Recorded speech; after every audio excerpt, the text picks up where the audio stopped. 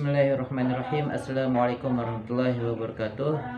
Alhamdulillahirabbil alamin. Assalatu wassalamu ala asrofil anbiya'i wal mursalin Sayyidina Muhammadin wa ala alihi washabihi ajma'in. Amma ba'du.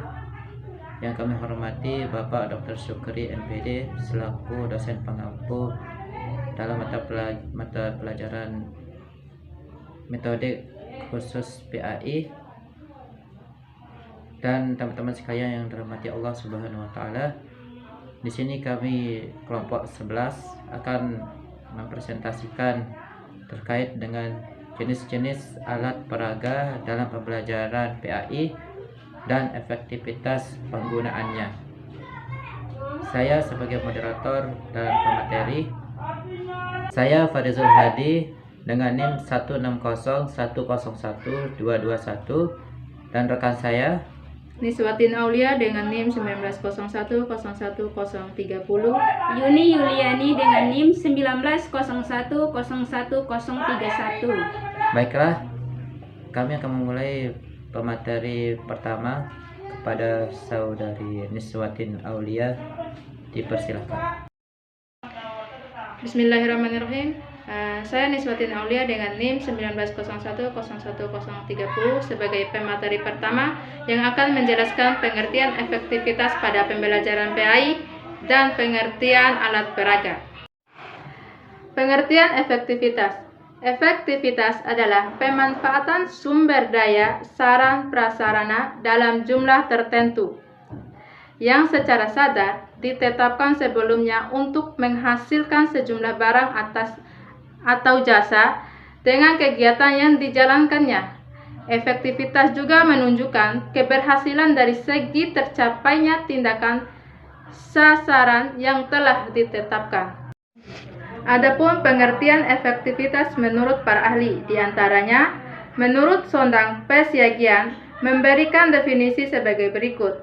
Efektivitas adalah pemanfaatan sumber daya sarana prasarana dalam jumlah tertentu yang secara sadar ditetapkan sebelumnya untuk menghasilkan sejumlah barang atas jasa kegiatan yang dijalankannya. Efektivitas menunjukkan keberhasilan dari segi tercapainya tidaknya sasaran yang telah ditetapkan. Yang kedua, menurut Hidayat yang menjelaskan bahwa efektivitas adalah suatu ukuran yang menyatakan seberapa jauh target, kualitas, kuantitas, dan waktu yang telah tercapai, yang dimana makin besar presentasi target yang dicapai, maka makin tinggi efektivitasnya.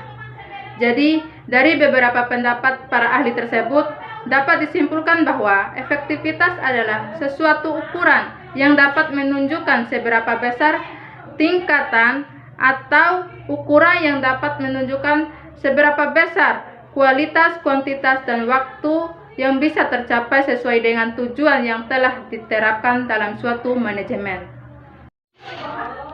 Yang kedua, yaitu pengertian alat peraga dalam pembelajaran PAI.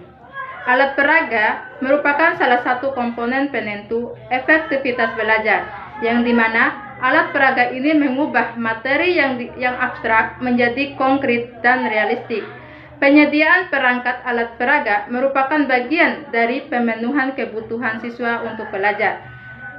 Sesuai dengan tipe siswa untuk belajar, maka pembelajaran menggunakan alat peraga berarti mengoptimalkan fungsi seluruh para indera siswa untuk meningkatkan efektivitas siswa belajar dengan cara mendengar, melihat, meraba, dan menggunakan pikirannya secara logis dan realistis. Jadi, alat peraga mempunyai peranan yang sangat penting dalam pencapaian tujuan pendidikan. Tanpa adanya alat peraga, maka suatu tujuan tidak akan tercapai. Sekian penjelasan dari saya, selanjutnya akan disampaikan oleh pemateri kedua. Terima kasih kepada saudari Niswatin Aulia. Selanjutnya untuk pemateri kedua, yaitu saya sendiri. Terima kasih kepada pemateri pertama tadi, saudari Niswatin Aulia. Selanjutnya pemateri kedua, yaitu saya sendiri, terkait dengan jenis-jenis alat peraga dalam pembelajaran PAI. Jenis alat peraga ini dapat dibagi menjadi dua macam. Secara garis besarnya, media pembelajaran ini dapat dibagi 4 kelompok, yaitu media visual, ada audio visual, dan ada multimedia. Media visual ini menampilkan media pembelajaran dalam bentuk sesuatu yang dapat dilihat oleh mata manusia. Contohnya di sini dibagi menjadi dua macam. Ada media visual non elektronik dan ada media visual yang elektronik. Yang kedua yaitu audio. Media audio berkaitan dengan alat indera pendengar, di mana pesan yang disampaikan dituangkan dalam lambang auditif, baik yang verbal maupun non-verbal. Yang ketiga, audio visual. Media ini menampilkan materi pembelajaran dalam bentuk sesuatu yang dapat didengar oleh indera dan dapat dilihat langsung oleh mata manusia. Yang keempat yaitu multimedia. Multimedia ini menampilkan materi pembelajaran dengan teknik yang memadukan semua keunggulan peralatan media audio maupun visual dengan berbagai teknik penyajian yang memanfaatkan teknologi komputer dan LCD.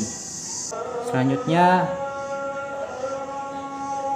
ada 4 macam jenis alat peraga dalam pembelajaran agama Islam, yaitu yang pertama ada alat peraga yang bersifat asli. Dikatakan alat peraga bersifat asli karena alat atau media yang dihadirkan dalam proses pembelajaran, alat peraga yang berbentuk benda asli atau bukan tiruan. Contohnya ada seorang guru agama Islam yang mendemonstrasikan cara membersihkan najis mughalazah. Secara otomatis guru tersebut akan membawa tanah ke dalam kelas. Jadi sudah pasti guru agama Islam itu akan membawa tanah yang asli, bukan tiruan, seperti bukan membawa tepung atau sebagainya sebagai pengganti tanah tersebut. Yang kedua yaitu alat peraga yang bersifat tiruan. Banyak jenis media tiruan yang digunakan dalam proses pembelajaran pendidikan agama Islam. Misalnya dalam materi haji dan umrah digunakan alat peraganya itu berbentuk miniatur yang berbentuk Ka'bah yang bersifat tiruan. Ketiga yaitu alat peraga yang bersifat gambar. Media atau alat peraga yang bersifat gambar akan dapat mempermudah materi yang tidak dapat digunakan dengan menghadirkan media atau alat peraga bersifat asli atau tiruan. Yang keempat, alat peraga bersifat perumpamaan. Jenis alat perumpamaan ini berupa benda asli atau akan tetapi benda itu hanya sebatas simbol atau lambang yang dilaksanakan dengan masalah yang sebenarnya. Selanjutnya untuk materi terakhir yang akan disampaikan oleh Yuni Yuliani, kepadanya dipersilakan. Saya Yuni Yuliani dengan NIM 1901010131 akan menjelaskan mengenai manfaat alat peraga pembelajaran PAI. Yang pertama, meletakkan dasar-dasar yang konkret dari konsep yang abstrak. Yang kedua, menampilkan objek yang terlalu besar dan tidak mungkin untuk dibawa ke dalam kelas, pasar, pabrik, binatang buas, alat-alat perang. Yang ketiga, membangkitkan motivasi belajar siswa. Yang keempat, memungkinkan siswa berinteraksi secara langsung dengan lingkungannya. Yang kelima, bahan pembelajaran dapat diulang sesuai dengan kebutuhan dan atau disimpan untuk digunakan pada saat lain. Yang keenam, memungkinkan untuk menampilkan objek yang langka seperti peristiwa gerhana matahari total atau binatang yang hidup di daerah kutub dan sebagainya. Yang ketujuh, memungkinkan untuk menampilkan objek yang sulit diamati oleh mata telanjang seperti mempelajari tentang bakteri dengan menggunakan mikroskop. Yang kedelapan, memungkinkan terjadinya proses pengajaran yang lebih baik, mempermudah, mempercepat, dan meningkatkan keefektivitasan pencapaian tujuan pembelajaran. Selanjutnya, hubungan belajar dengan alat peraga pembelajaran. Yang pertama, audio. Gaya belajar ini, pembelajar cepat paham hanya dengan mendengar. Bagi gaya belajar audio, mereka lebih cocok menggunakan metode ceramah, metode tanya jawab, metode diskusi, dan metode hafalan. Yang kedua, gaya belajar visual. Gaya belajar ini memberikan isyarat pelajar cepat paham jika materi ajar disertai media, alat peraga, gambar, video, dan pembelajaran langsung. Yang ketiga, gaya kinestetik. Gaya belajar ini sama pembelajar cepat paham jika disuruh mempraktikkan sendiri materi yang dipelajarinya.